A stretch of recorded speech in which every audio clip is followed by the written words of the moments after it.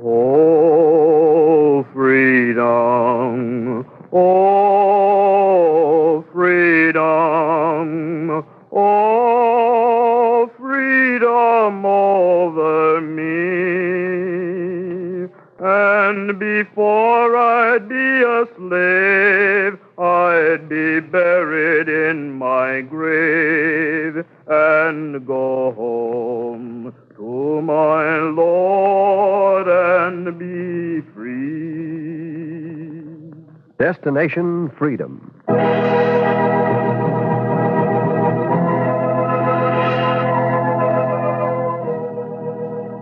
The Chicago Defender and station WMAQ bring you Destination Freedom, a new radio series dramatizing the great democratic traditions of the Negro people, interwoven in the pageant of history and a part of America's own Destination Freedom.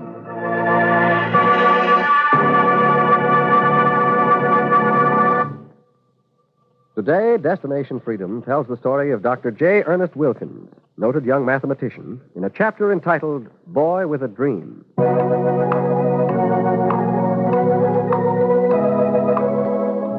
I'm a mathematician who believes in working out his problems before he meets them. And that night in October of 1942, my dreams began to work out the equations I thought I'd face on my new job.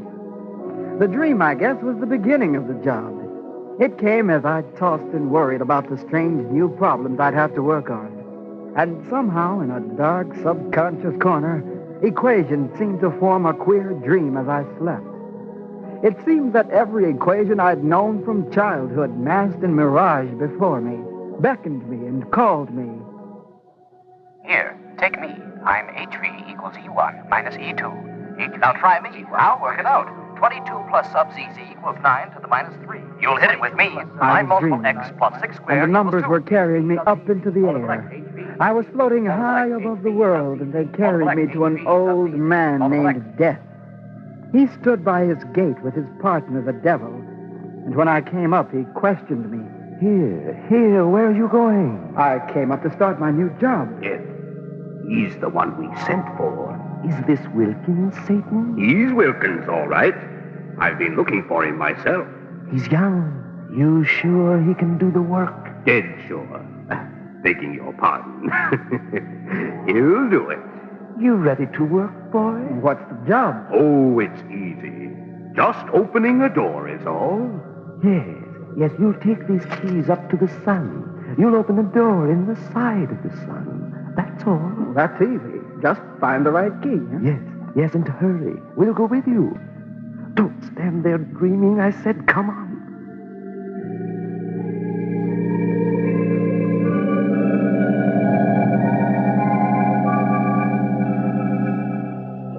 I dreamed I rode up to where the sun shone bright and hot, but I went near it. It was covered with doors. I fumbled with the keys, trying one lock, then another.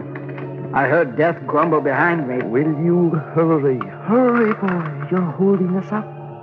Can't you find the right key? I'm trying, sir. I'm trying my best. Here, I think this one fits. Here. I dreamed I found the key to the door in the sun. I started to open the door, but I saw myself looking down at a sea of people. They were people I knew, my neighbors, my classmates. Their faces were turned up to me. I could hear them calling. Wilkins, close that door, you'll kill us all! Close that door! Look at him! He's helping Death, and the devil blow us up. Look at him! Come down, laddie! Killing is no job for a lad. Come down!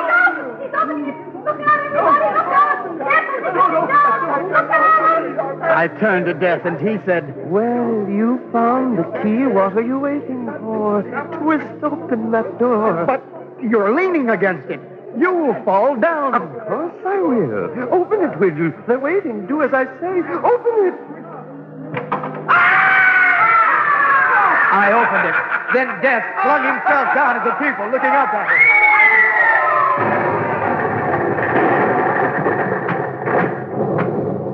And there was a flash that burned my eyes, and the dream ended. And I woke up sweating and trembling a little and looking around my room. Sunlight was pouring in the window. Someone was knocking on my door. What's the matter, Ernest? Open the door. It was my mother. I got up and unlocked the door. Why in the world did you lock the door? I don't know. I was dreaming. You certainly were. Tossing and turning as if someone was after you. What's bothering you? I dreamed I was killing people. Nonsense. Imagine you killing someone. It's the war. You've been down at those airfields teaching mathematics to pilots all year. No wonder you're upset. Now you've got your first real job. The university sent for you. Yes, I know. Then wake up and get ready.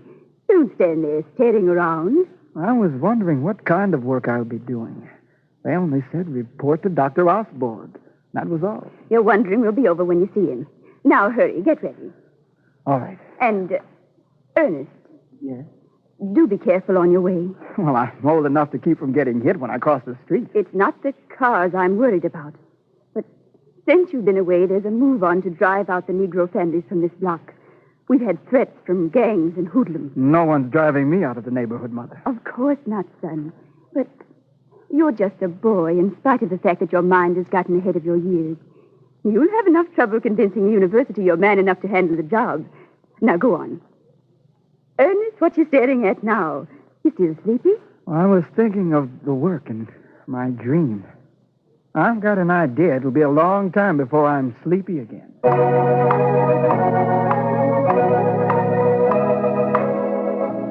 And with the dream still haunting me, I went out to meet the new job. It was a short walk from where I lived to the university. I hurried along the streets. But there were men who hurried along after me. They came up to me angry, called out, Hey, you! Hold up there. Hey, where do you think you're going? "What do you want?" We want to know what you're doing in the neighborhood, that's what. Yeah, what you doing around here? Speak up. "I live around here." What did I tell you, George? They're moving in every day. Hey, look, kid. You're living in the wrong neighborhood. "What's wrong about it?" It's restricted for whites, Sonny. For white only. "Who says so?" Oh, a smart guy, George. A smart guy on top of it all. I got a good notion to knock his face off. Ah, let him go. Just a kid. Don't look like he's over 18. Yeah? And he'll never live to be 19 if he don't keep away from here. Nah, let him go. Hey, look, Sonny. Tell your old man if he wants to stay healthy to move out of the neighborhood. We don't want to bomb his place. We ain't fighting the war to let colored folks spread all over town. "What do you think we're fighting for? To be pushed in the ghettos?" What did I tell you, George? A smart aleck. Let him have it. Okay, kid. You asked for it. Jiggers, let him go. A cop's coming. Come on, George. Beat it. Beat it. I shot them, laddie. I shot them, kid. I'll get those hoodlums. All the fascists and the race haters ain't in Europe. Now, you hurt, lad. "I'm all right." Huh, good. You're a tough one for a kid. Where are you headed? "Oh, over there to the university." Oh, to university. Well, good luck to you. And when you graduate, maybe I'll be helping you find a job. If you're not drafted for you, laddie.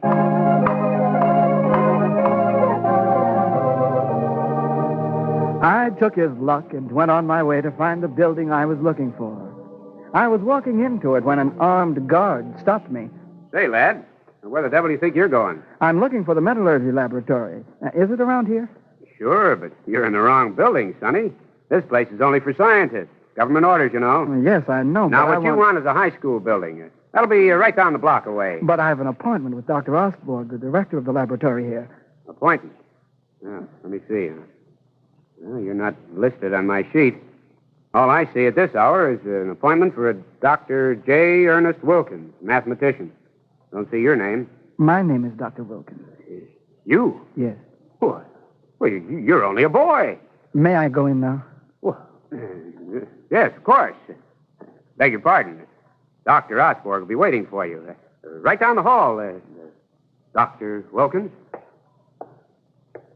I walked down the hall to Dr. Osborne's office, hoping he'd forget my age and talk my language, mathematics. It was to be my first real job. When I stood before him, the director looked long and hard. He was plainly disappointed.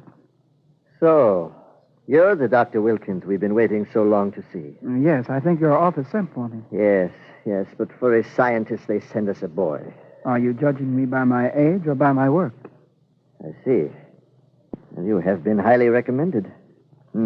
Your record shows you've always been in a hurry. You entered the university at the age of 13 and received your bachelor's degree in mathematics at the age of 15. At 17, you'd gotten your master's degree and had lectured and written special papers for the American Mathematical Society. Is that right? Yes, sir. And 3 months later, you had gotten your doctor's degree in mathematics. I don't mind telling you, I've always distrusted these protégés. The work here is too important for children to toy with. If you think that, sir, I'll be going. Just a minute, Wilkins. Yes? It's not easy to turn away a scientist with these recommendations, no matter how young. You think you know something of mathematics, eh? I don't know anything about the kind of work you're doing here. Look at this formula. What do you know of it? Never seen anything like it. If you're to help here, you'll have to learn everything about this formula quickly, very quickly. Yes, but what is this? It's a new metal we've made. Plutonium. Plutonium. Yes. The first 500 millionth of a gram of it was made here at the university. But before that was done, we had to have key mathematicians who made the formulas for it. It took a long time. Now it's got to be done quicker. We've got to make more of the metal. Is that the work? Yes, a small part of it. There'll be more. Right now, we need mathematicians who can devise the formulas to keep the metal from exploding in the ovens and to keep the workers safe from its deadly rays. I see. I'll begin studying the metal. No, there's no time for that. Oh? What you need to know, you'll learn quickly. We need speed. You look as though you didn't expect this. I didn't expect it to be like a race. It's the greatest race in the world. We're working against another team in Europe. We've got to find the answers before they do. Well, what can I do? First, you are to say absolutely nothing of your work after you leave this building. Is that clear? Very clear. Good. Then I'll give you an easy start. The staff has worked out this answer here. 300 degrees is the amount of heat one of the plutonium cylinders can stand. Go over their calculations. You'll learn more that way. And now you have your first assignment. Finish it.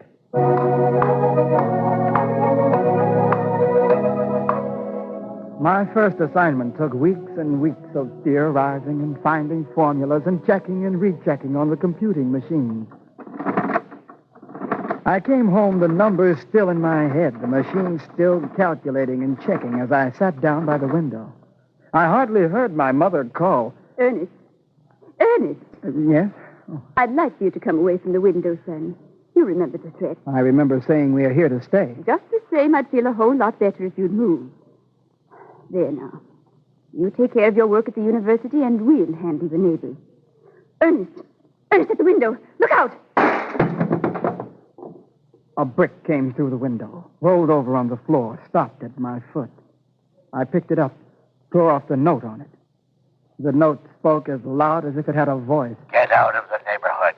The next thing we'll throw will be a bomb. Mother, I'm not going to work anymore and leave the house unguarded. You'll not stop your work. You work out your problems. Don't let anything sidetrack you. Not anything.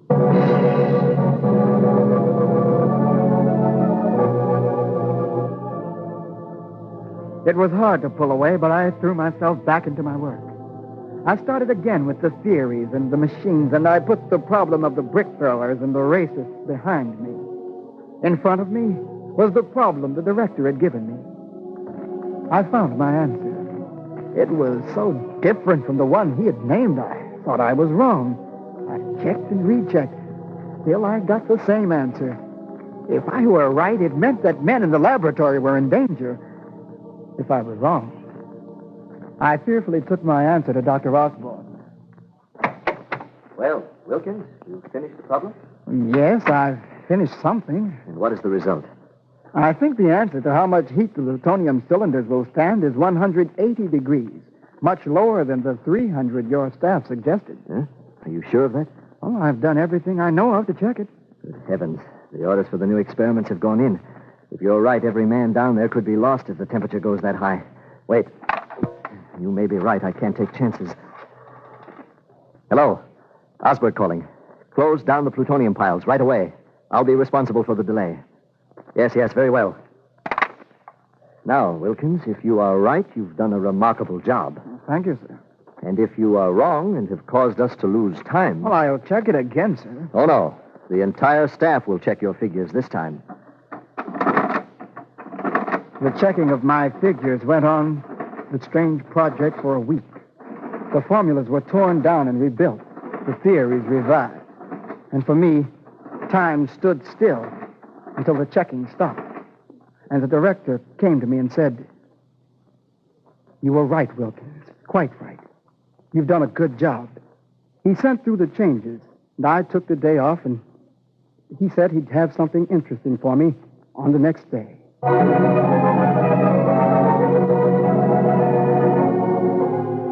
I went off feeling as if I'd grown 10 years in the eyes of the staff. I didn't even mind the people who still spoke to me as though I were a boy.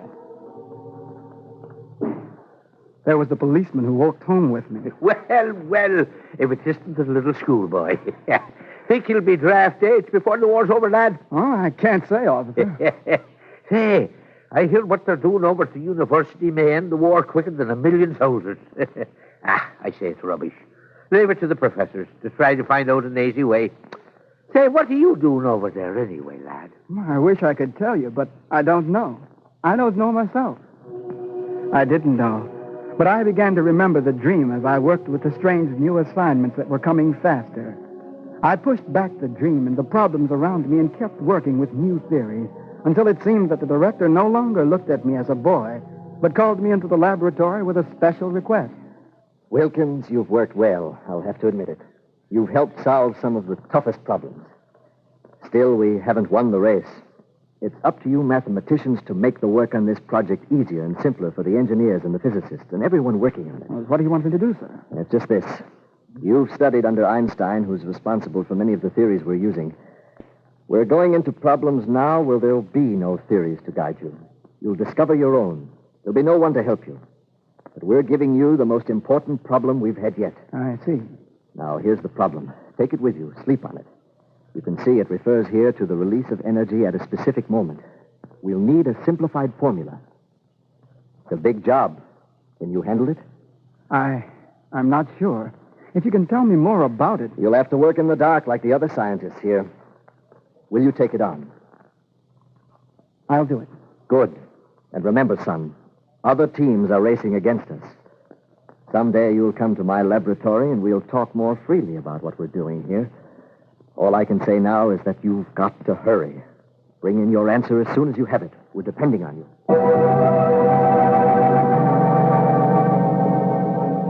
I put the equations inside my head and let them settle while I went about searching for a solution. It baffled me like no other problem I'd faced in my life. Weeks went by and still I had no answer. I went about with my head in the clouds, hardly hearing the sounds around me.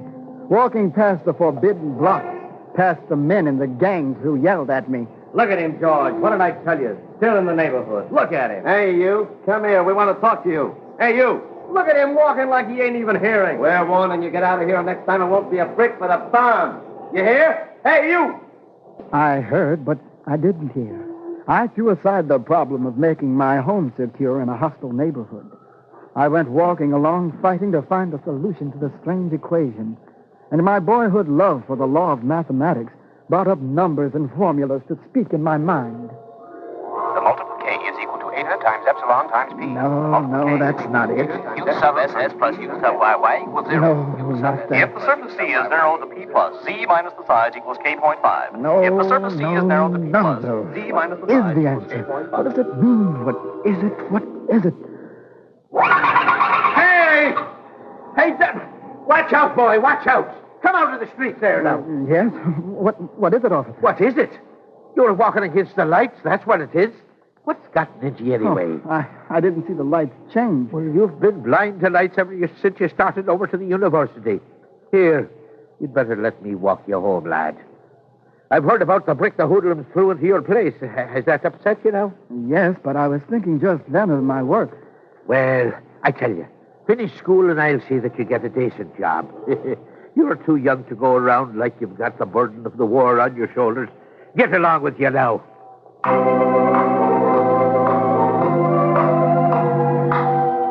I went home with the equations unsolved, and it began to seem even to me that I was too young to handle the problem. Every solution I tried was the wrong one. Whenever I passed Dr. Osborg, there was only one question he'd ask me. Have you found any answers yet, Wilkins? Have you any clues? Nothing yet. But, Doctor... Yes? If you'd tell me exactly what the equation is for and how it's to be used, perhaps I could get a grip on it. You know as much as we can tell you now. Now hurry. Try to work something out. The laboratory is waiting. I tried to think it out again, and the formulas rushed through my head again, but none seemed the right one. U sub SS plus U sub YY equals 0. U sub SS equals eta times epsilon times P times F. And months passed without any answer until my brain became numb from thinking of the numbers and problems. And I turned from the equations to the problems of the bigots who wanted to ban me from the neighborhood. And their voices were in my mind like another equation. Get out of the neighborhood, kid. Get out or you'll get a bomb in your backyard. They whirled around between my equations, and I solved neither.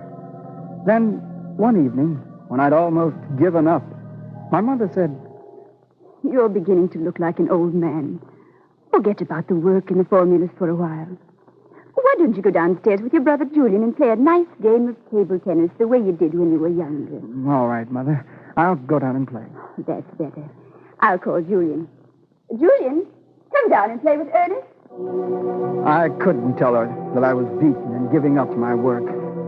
I went down to an old table tennis board I'd played on when I was a boy a long, long time ago. Julian started the ball going, and I absently picked up a paddle. Hey, don't watch it. Keep your eye on the ball. I'm watching. Yeah, act like it. My arms worked. My eyes were on the ball, but my mind was a million decimals away. And as the ball bounded back and forth, the formulas began batting back and forth in my head. The energy of the fission produced per second equals 3 × 10⁻⁵ times U sub SS plus U sub YY equals 0. U sub SS plus U sub YY equals 0. I was swinging faster and harder as the formulas whirled about in my head. The energy of the fission produced per second equals 3.75 times T to the minus. U sub SS plus U sub YY equals 0. U sub SS plus U sub YY equals 0. I was feeling that I was coming closer to what it all meant. The formulas, the plutonium piles, the cylinders, the exploding energy. Maybe it was like in my dream. Like... Hey, not so hard. Take it easy. You see? You busted the ball, Dope. I must have hit it too hard. Guess I've forgotten how to play. What's gotten to you all of a sudden? Where'd you get all that energy? You split the ball right down the middle like an apple. I split it. Yeah. Look. See? Yeah. Yes, I see. I split it. Like an atom. I said apple. Well, now, what are you writing down? What is that, Ernest? What have you got there? I had something I wanted to show the world. The split ball had told me clearly what the project was for and what I needed to do to fit my problem into it. I rushed through the streets over to the university. There was a light in Dr. Osborg's office. I knocked on the door. Yes? Who is it? Oh, you back again, Wilkins. Dr. Osborg, I believe I've finished my assignment. I've worked out a formula I think will save the time and be safer to experiment with. You have? Here, let me see. He took the paper under the light and studied it for a long while in silence. Then he turned to me and said simply, It'll take an experiment to tell if it's right. But does it look right? Do you think I've done it? I think you've hit upon something that'll be very valuable. We'll work on it. Well, when will I hear if it works? If it works, you'll be hearing about it, all right. You're a great mathematician. Good night, Wilkins. And that night I should have slept well. But although the assignments became easier, I became restless. I wanted to see the results of the project I'd helped to build. And the months ran into years. Still, I was restless and worried until one night I came home from my work and dropped off to sleep in a chair.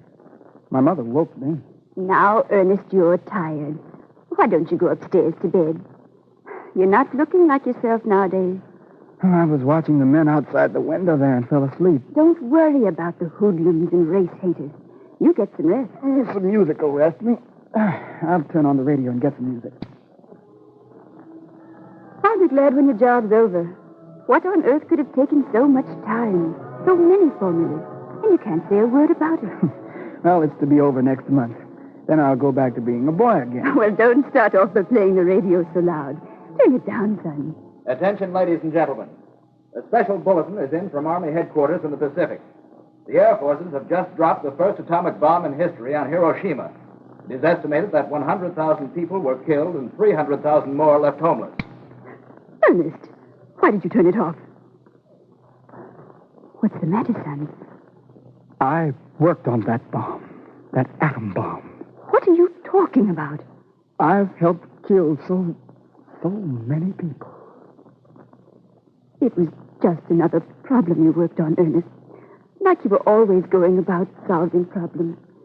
When the war's over, you'll use your theories to help men, not kill them. You'll find a way. I had solved one problem, and the other was still outside. I had forgotten there were other men working on a different kind of bomb for a different war, a race war. They delivered it to my home. It struck in the night and left the house in shambles. We rebuilt our house, and my friend, the director, came in to give me a new assignment. I see it's time you took another assignment, Wilkins. But I thought the project was over. A part of it is, yes. We won the race because we had billions of dollars and the best brains in the world. We had men of science the master race couldn't use because they were Jew or non-Aryan or non-Nazi. And we beat them, Wilkins, because we built a team no bigots could stop. Now, we men of science have a bigger assignment. It is to show men that there is only one race in this one world. And with our discovery of the atomic bomb, we will either learn to live together as free and equal people, or die together. That's your next assignment.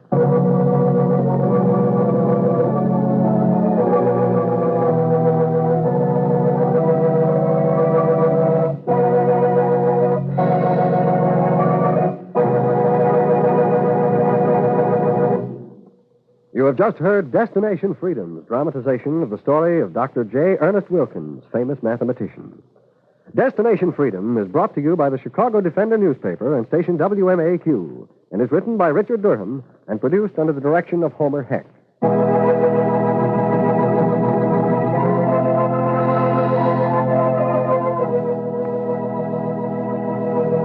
Dr. Wilkins was played by Oscar Brown.